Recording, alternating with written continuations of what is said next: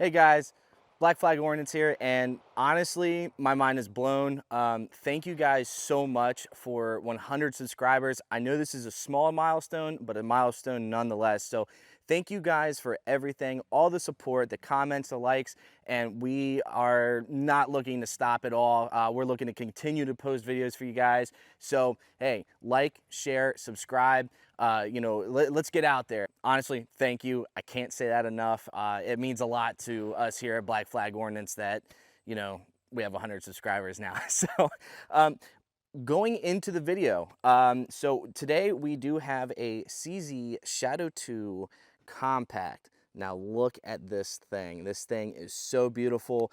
Thank you for Tuan.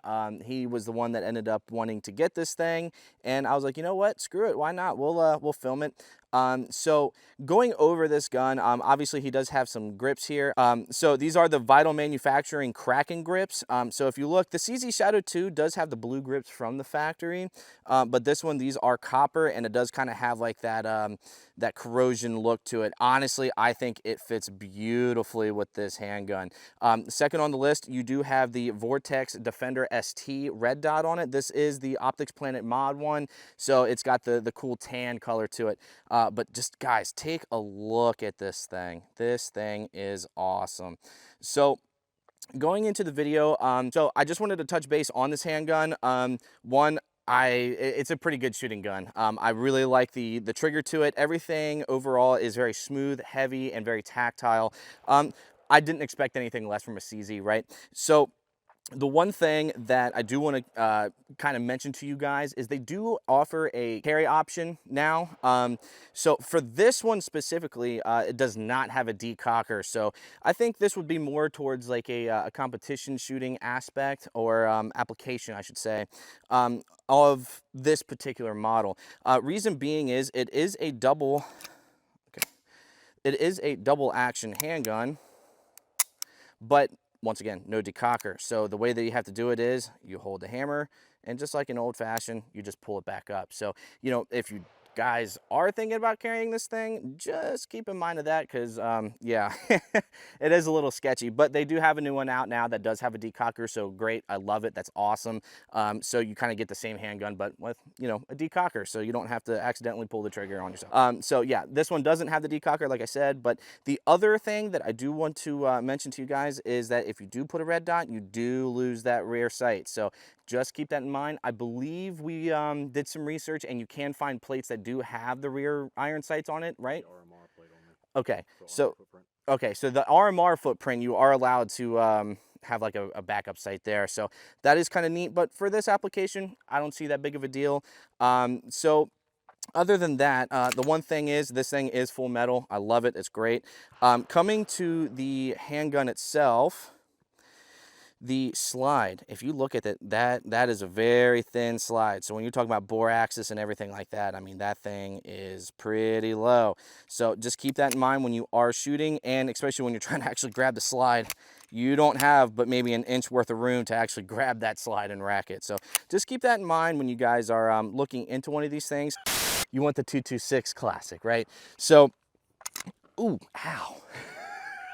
Now it does have an ambi safety, which is great.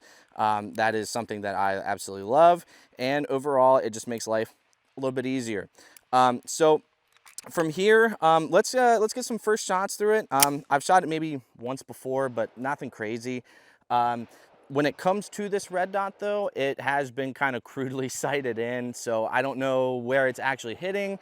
But let's load up a mag and get to it. Now, before we do that, there is one thing I do want to show you guys. When you do buy grips, if you decide to buy grips, you can actually get them for the magazine base plate too, which is pretty cool. So you can have a matching hand grip and mag setup. So, but just take a look, that detail. I mean, I thought that was real corrosion at first. I'm not gonna lie, that thing looks so cool. So props to Tuan for that one, because that's a pretty cool little build there.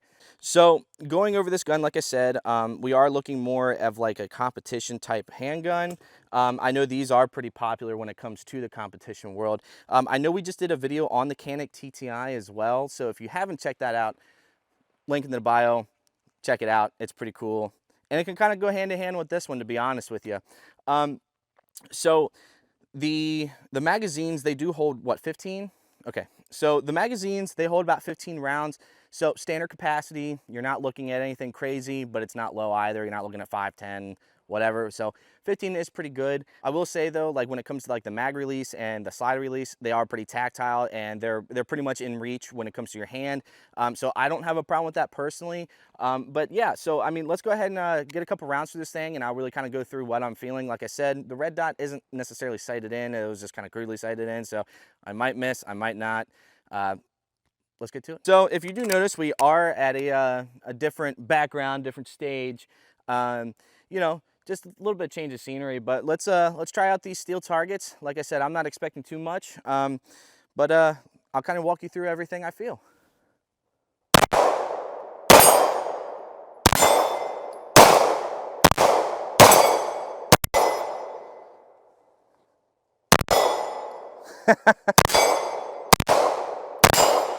Wow, very snappy.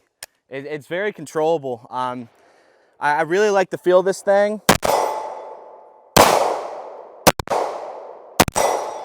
Yeah, that's, I really like the feel of this thing. It feels solid in your hand. It doesn't really feel clunky. It doesn't feel like it's, you know, kind of gumming up a little bit. I know this is a fairly new handgun too, so breaking it in, you know, we haven't experienced any really malfunctions or anything, and just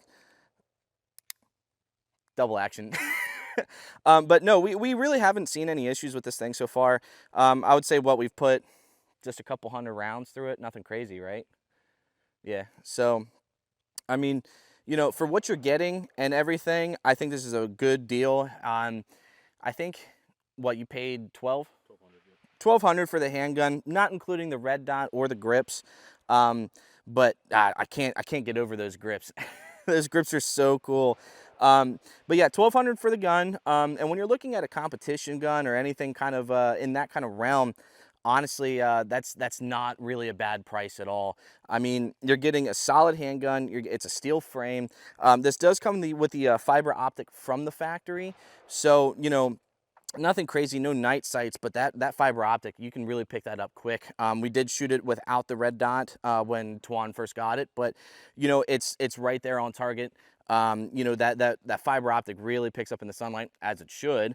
But you know, just keep in mind that these don't have the night sights on it. At least this one doesn't. I don't know if you can get them with it. I would have to maybe check that out, maybe on the new Carry. I'm not sure. I haven't really done much research on the Carry one. But let's load up another mag here and see if we can plink some more steel. All right, so second mag in, round two. You know, I'm just trying to more or less get used to the target acquisition on this thing. Like I said, the red dot's kind of screwing me over a little bit, but we're getting used to it. Now, we'll say the trigger feel on this, it's amazing. The one thing I am a sucker for is a external hammer. I mean, striker fires have been around for many years and they've grown to be very popular. But when it's coming to these things, you know, the hammer fires, it's just something about them, the more tactile feel and overall, you know, just everything. I like the double action and single action feature it does have, you know, so kudos to CZ for still making them. I know some handgun manufacturers still do have external hammers, but you know, they're becoming less common and the striker fires have kind of taken over this market. So yeah, let's head down range again and see what we can shoot here.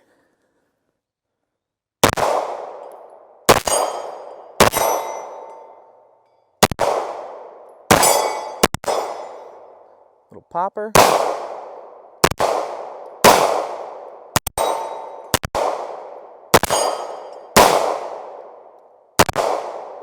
Oh my God.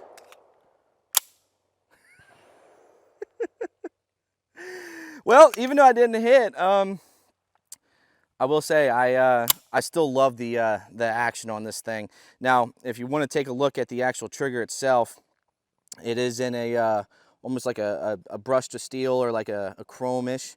I do think it fits the handgun. It is a very tactile feel to it with it clear. I will say, look at the trigger pull on this thing.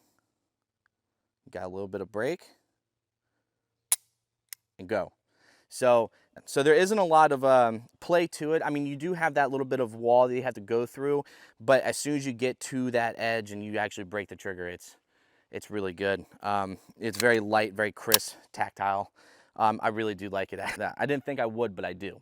Now going to double action too, it is a little bit of a longer trigger pull. Obviously it's double action, but just take a look at that thing. It is, obviously it is a longer trigger pull, but it feels great going out the whole way through. So, you know, if you guys do carry in double action, great. I'd highly recommend that. Obviously they do have a safety if you do want to carry it in single action, but for me, I would say probably carry it in double, but that's just me. So from here, I do want to show you a little bit of difference between the TTI and this, just because they're more of competition guns and they can go hand in hand. So let's get to it. So going over the difference between the CZ and the Canik, once again, two competition guns that we just so happen to have. This one does not have the compensator, but overall the recoil is pretty manageable with this, as well as this. It's pretty good, but that compensator does give it a little bit of an edge. Now both are red dot ready. Both do actually have fiber optic front sights, which is pretty neat. This one's green while the CZ is red. Now, overall, when you're talking about like weight and everything, and if you are debating between these two when it's coming to what handgun should I get for competition shooting, you know, it is personal preference. Where this is the Striker Fire and it is a lot lighter, it does have a polymer frame. You do get a more solid handgun with this, being that it is a full metal frame and it's also an external hammer. So you can kind of swap between obviously a double action or a single action setup. With the CZ, you do lose that rear sight when you do put a red dot on. This one, you do keep it. Now, technically through Canik, they said this is a co-witness sight. When it comes to this specific red dot, I did notice it is a little hard to co-witness that. So if you take a look here, it is pretty hard to co-witness because that rear sight is pretty much right at the end of that red dot.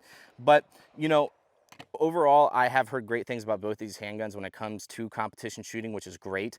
You know, I do, like I said, I really like this burnt bronze look, the corrosion on it. That's awesome. So you do get a little bit more, I would say, customization with the CZs. You know, there's a ton of different grips and everything you can get for these things. Obviously, the Canik is the TTI, and the TTI is gold and black. So, you know, when it comes to that kind of setup, you know, you do get a little bit more, I would say, with the CZ when it comes to customization. But overall, we're not here about customization. We're more here about, hey, these are two competition handguns. What would you like to use? So, you know, I would just say whatever one you decide, just keep in mind this is, I mean, in the hands, this one compared to this one is a lot lighter. So if you're looking for something that's really light, I'd go something with this. Now, that being said, being that this is a heavier handgun, you do have a lot more recoil management on it, just for the fact that it is a steel frame, so it does weigh a lot more, which is pretty nice. Both of them do come with the Picatinny rails, so you know, you are able to attach some flashlights and everything of that kind of sort on the handguns. So honestly, you know, with the price point, you can get this one cheaper. However, it depends on where you're at. I'll be honest with you, where we're at, these costed about the same. I probably got gypped on the TTI, but you know, I don't regret it. But this one can come in around 1,200, so it's not bad of a purchase for a competition handgun. A lot of aftermarket support, plus you get CZ reliability out of it. All right, guys, so from here, we'll shoot another mag out of it. I'm telling you, if you guys are thinking about one of these, I would not sleep on it. Go get one if you can. Like I said, they do have that carry one out now, which is great. So for anybody looking to conceal carry one of these things and be able to have the decocker on it, that's great. You know, so from here, guys, let's get to it.